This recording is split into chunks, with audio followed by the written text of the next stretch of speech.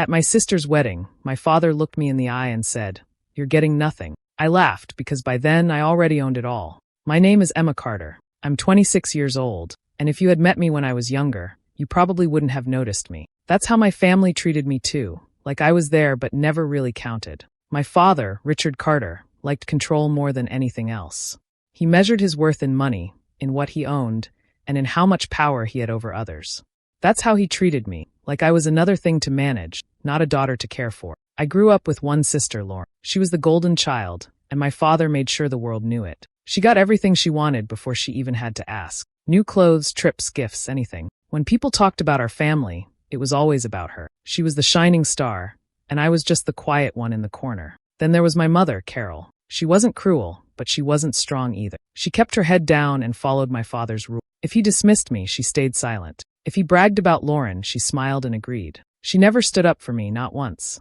She would just whisper, "Don't take it to heart, Emma," as if those words could erase years of being overlooked. On the outside, we looked like the perfect wealthy family. Big house, polished cars, nice clothes. People saw us and thought we had everything together. But behind the walls, things were different. Birthdays showed the truth. Lauren's presence filled the room while mine fit in a single small box. When Lauren turned 16, my father gave her a brand new car with a bow on top. When it was my turn, I got the keys to Mom's old station wagon and a pat on the back. It was small things like that, repeated again and again, that left their mark. I didn't complain, but I remembered. Every slight, every insult, every way my father made it clear I was second. Each moment added up like stones in my chest, heavy but shaping me into something stronger. By the time I turned 18, I already knew the truth. My father wasn't going to leave me anything. The money, the business, the house, Lauren would get it all. That's how he planned it, and that's how she expected it. To them, it was already decided. But while they underestimated me, I stayed quiet and I watched. I listened when they thought I wasn't paying attention. I learned from every mistake they made. And slowly, I began to understand something they never believed I was capable of. I could build a life of my own, one that didn't depend on them. They thought I would always be the forgotten daughter. They didn't see what was coming. When I think back to being a kid, the first memories that come to me are the differences between me and my sister. Lauren always had more than enough. Her room was filled with the newest toys, the prettiest clothes, and the things I used to dream about. If she wanted something, it appeared almost instantly. I remember watching her unwrap gifts on Christmas morning, box after box stacked higher than she was, while I sat with just a few things in my lap, pretending not to notice. It didn't stop as we got older. When we reached high school, Lauren was given her own car the day she turned 16. It was shiny, brand new, and came with a bow on the hood. She bragged about it for weeks, showing it off to her friends, who all looked at me like I should be jealous. They weren't wrong. I was. I didn't even have the option of borrowing a family car. Instead, I picked up shifts at a local diner after school, saving every tip and every dollar just to afford bus tickets or rides from classmates. While Lauren was cruising around town, I was scrubbing tables and counting coins to make it through the week. My father never missed an opportunity to remind me where I stood. If I asked for help, he called me a burden. If I mentioned my part-time job, he laughed and said it was cute, that I thought I could get anywhere working like that. Lauren never had to hear those words. For her, he had nothing but praise. She was the pride of the family, while I was the one he tolerated. The moment that cut the deepest came one evening when I passed by his office. The door was cracked open, and I heard him talking on the phone. His voice was calm, matter-of-fact, like he was reading off a grocery list. He was explaining his will. He spoke about the house, the business, the money, all of it going to Lauren. Not one word about me. Not one thought about the daughter who had been working since she was old enough to. I stood there frozen, my hand on the frame of the door, trying to make sense of it. I don't know why I was surprised. Deep down, I always knew it would end that way. But hearing it out loud felt like the ground dropped from under me. It wasn't just favoritism anymore. It was betrayal written in his own plans for the future. That night, lying in bed, I stared at the ceiling for hours. I felt a mix of anger, hurt, and something else I couldn't name at first. It was the beginning of resolve. If they weren't going to give me a place in that family, then I would make my own place in the world. Quietly, without them knowing, I decided I'd find a way to stand on my own. I didn't need their approval. I didn't need their money. One day, I would have more than they ever expected. College was supposed to feel like a fresh start, but for me it became another reminder of how uneven the ground beneath my feet really was. When the acceptance letters came, Lauren's news was met with celebration. My father boasted about paying every cent of her tuition, about how she'd never have to worry about money while she studied. For me, it was different. He slid my letter back across the table and told me if I wanted to go, I'd have to figure it out myself. No savings, no offer of help, just a sharp reminder that I wasn't worth investing in. So I worked. I balanced classes during the day and late shifts at night. Sometimes it was waiting tables, sometimes it was tutoring, sometimes it was weekend jobs that drained every bit of energy I had. Lauren, meanwhile, walked across campus without a care in the world, always dressed in the best clothes, always carrying the newest phone. She was free to focus on fun while I worried about whether I could make rent or afford textbooks. The worst moment came during a family dinner when I was home on break. We were all gathered around the table, and my father started bragging about Lauren's grades, her internships, her future. Then he turned to me, his voice carrying that mocking edge he used so well, and said, "Emma, maybe one day Lauren will hire you to work for her. You'd be lucky to have a sister like her take you in." Laughter followed, sharp and cutting. I forced a smile, but inside something shifted. I knew in that instant I would never, ever let his words come true. I didn't argue back. I didn't defend myself. I kept quiet and let them enjoy their joke. But in my silence, I was making a promise to myself. Whatever it took, however hard it was, I would not end up beneath my sister. I would never give my father the satisfaction of being right. The chance to prove it came sooner than I expected. After years of saving, every extra dollar folded away, I finally had enough to do something more than just survive. I bought a small apartment, nothing fancy, nothing in a good neighborhood, but it was mine. I fixed it up with my own hands, and for the first time, I felt the smallest spark of independence. On the side, I started experimenting with small projects to earn more, buying old furniture, repairing it, and selling it again. It wasn't much, but it was a step. It wasn't about greed or even revenge at that point. It was about survival, about proving to myself that I wasn't the helpless burden my father made me out to be. Each move I made gave me a little more control, and each step forward hardened that vow I had whispered in my own. I wouldn't end up working for Lauren. I would build something of my own, something no one could take from me. While Lauren loved showing off every new purse, every trip, and every expensive dinner, I stayed quiet. I learned early that sharing anything with my family only gave them more chances to tear me down. So I kept my life private. I worked, I saved, and I didn't explain myself. If they asked what I was doing, I gave short answers. It wasn't worth the laughter or the comments that always followed. It wasn't easy. I didn't wake up one morning and suddenly have success. It was years of slow progress, trial and error, and more mistakes than I care to admit. I started small, renting places to live, moving when I found better deals, saving whatever I could. Along the way, I studied how things worked. I read about property, about loans, about investments. Bit by bit, I realized there was a path for me if I was patient enough to walk it. My first attempt at business was renting out a spare room. It didn't make much, but it showed me the idea could work. From there, I took on extra shifts, saved harder, and paid close attention to the market. I saw opportunities others ignored. It was nothing flashy, nothing quick. Just steady progress, brick by brick, dollar by dollar. Whenever my father caught wind of what I was doing, he brushed it off with a smirk. "You? Real estate? Don't waste your time," he'd say. Lauren was no better. She'd laugh about how I was pretending to be serious, how no one would ever see me as more than a side project, and I let them think that.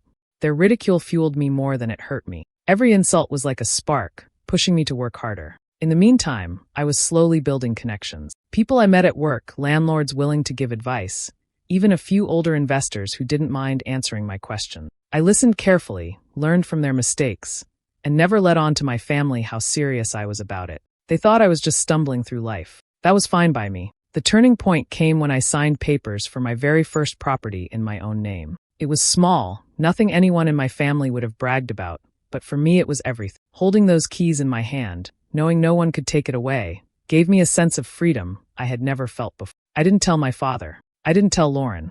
I didn't even tell my mother. It was mine, and for once I didn't need their approval.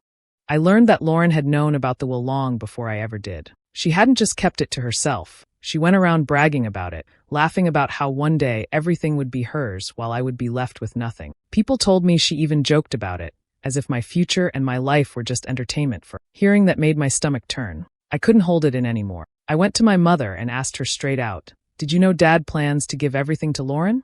She froze, her hands still for a moment, and I hoped she would deny it. I hoped she would finally tell me something different. But after a long silence, she sighed and admitted she knew. She said Dad had decided years ago, and nothing she said could ever change it. I felt anger rush through me. "Why didn't you ever tell me? Why didn't you stand up for me?" I asked her. She shook her head and said softly, "I can't go against your father. It's better not to fight him." Hearing that crushed me in a way I can't even explain. It wasn't only about money. It was about realizing that my own mother wouldn't choose me, not even once.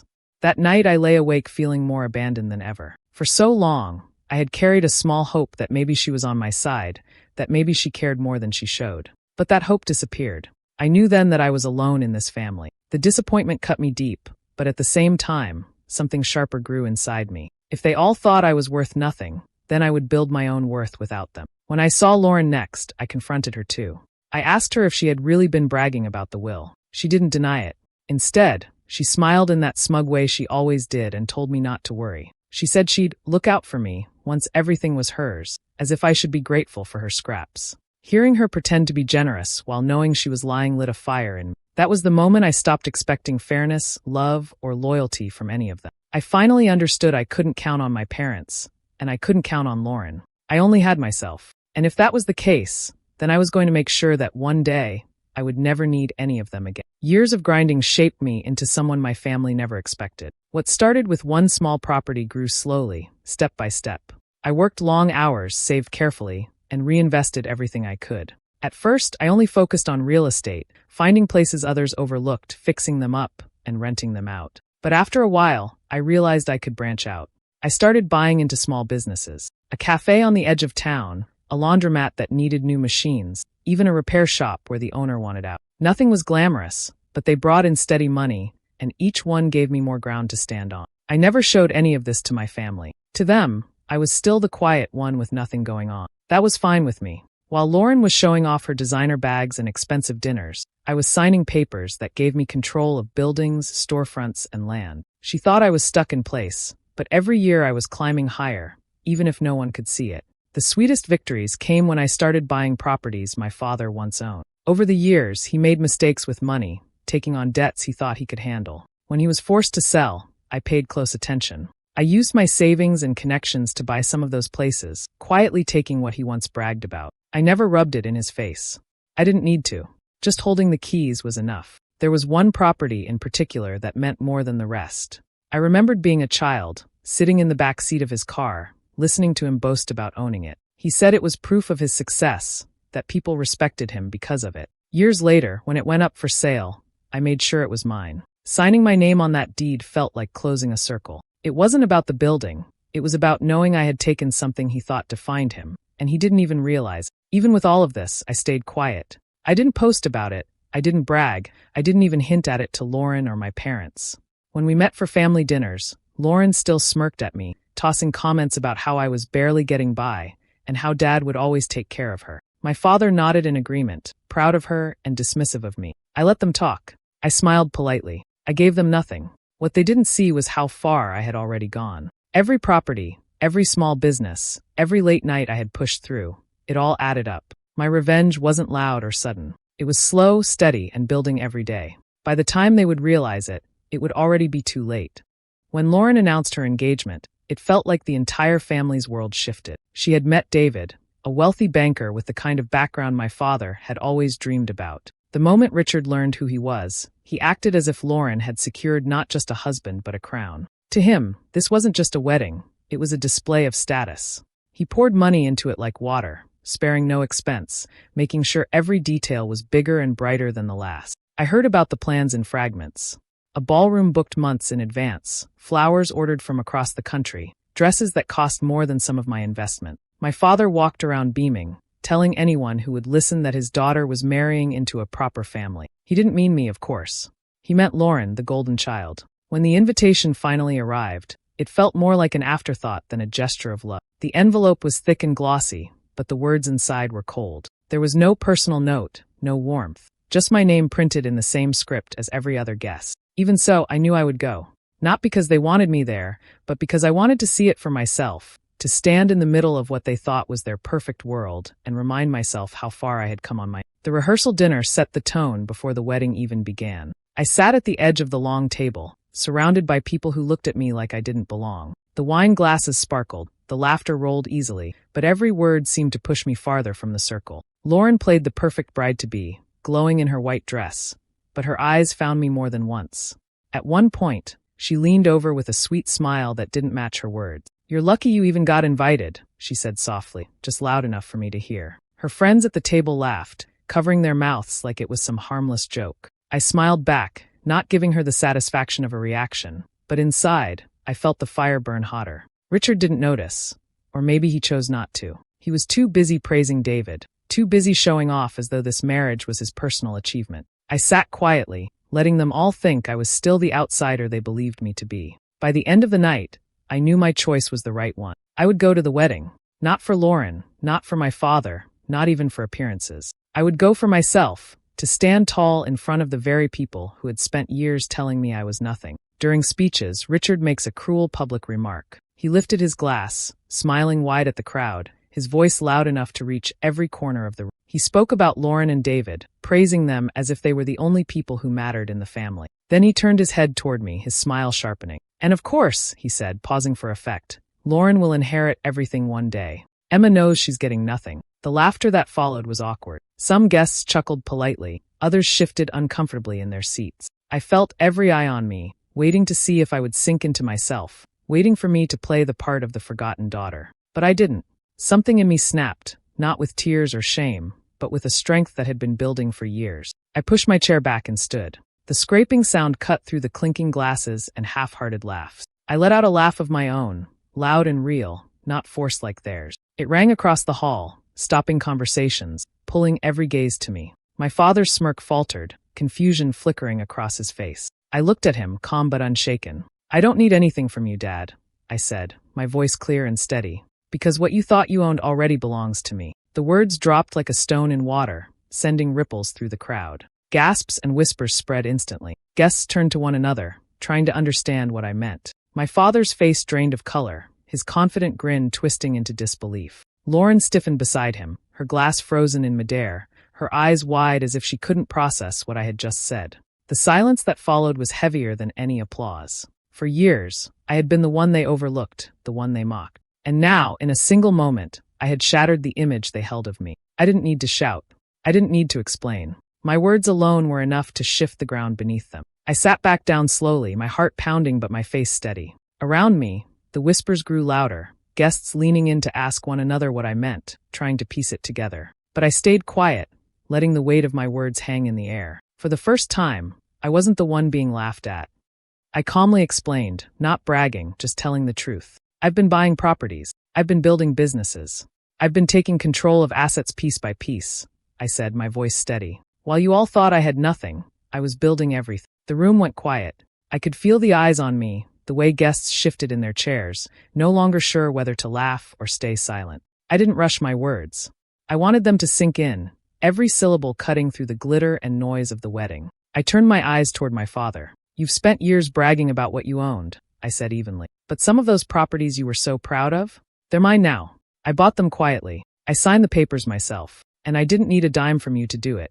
My father's face changed in a way I had never seen. His skin flushed red, his jaw locked tight, and for the first time in my life, he had no quick remark, no cruel laugh to throw back at me. His silence was louder than anything else in that hall. I looked at Lauren. She sat frozen in her white dress, her smile gone. Her hands clenched around her glass, and her eyes burned into me with disbelief. She had spent her whole life believing she was untouchable, but now she looked small, as if the ground beneath her had shifted. David leaned toward her, whispering something sharp, his face tight with suspicion. I didn't give them more. I didn't list numbers, I didn't detail contracts, I didn't need to. I had said enough for every single person in that room to understand the truth, that the daughter they all dismissed had already taken pieces of the empire my father thought was his. The whispers started again, louder this time, spreading across the tables like fire. People leaned in, wide-eyed, their voices low but urgent. My father sat in silence, his pride shattered in front of them all. I didn't wait for their reactions. I pushed back my chair, the sound sharp against the marble floor, and stood tall. Without another word, I turned and walked out of the reception. My steps were slow, steady, certain. I didn't look back. I left them with their shock, their whispers, and their broken pride, while I carried only myself, head high, heart steady. My father tried to contact me after the wedding, his number lighting up my phone again and again. Sometimes his voice on the messages was full of anger, demanding explanations. Other times he tried to sound calm, pretending we could sit down and fix things. I ignored it all. I didn't owe him a single answer. For years, I had been the one he ignored, the one he called a burden. Now he was the one chasing after me, and my silence was the only reply he would ever get. After that night, Trouble began to circle around Lauren. Her marriage to David, which had been celebrated like some royal event, started showing cracks almost immediately. David had overheard enough whispers during the wedding to make him curious, and it didn't take long for him to learn the truth. He discovered that my success was real, that my businesses and properties had been growing while my father's so-called empire was sinking under debt. The image he had been sold, that Lauren was the princess inheriting it all, was nothing more than a lie. I didn't have to be near them to see the fallout. I heard through others that their home was filled with arguments, David questioning her, Lauren scrambling for excuses. The truth had found its way into her marriage, and no amount of smiles or sweet words could cover it anymore. In the middle of all this, my mother reached out. Her voice was soft, almost trembling, when she called me. She didn't ask about money or power. She only asked if I was doing well. I could hear regret in her tone, the weight of years spent watching me pushed aside while she stayed quiet. She admitted she felt torn, trapped between my father's control and the love she had hidden away from me. I listened, but I didn't let her off easily. Silence had been her choice for too long, and it had cost both of us. Through it all, I didn't gloat. I didn't show off or throw my success in their faces. My revenge was never about shouting or proving myself at their table. It was about the life I built far away from their shadows. Every business I owned, every property I signed for, every step I took on my own was proof enough. I no longer needed my father's money, my sister's approval, or my mother's protection. My independence was the revenge, my silence the answer. I had thought I wanted to hurt them the way they hurt me, but the truth was different. The real power came when I realized I didn't need them at all.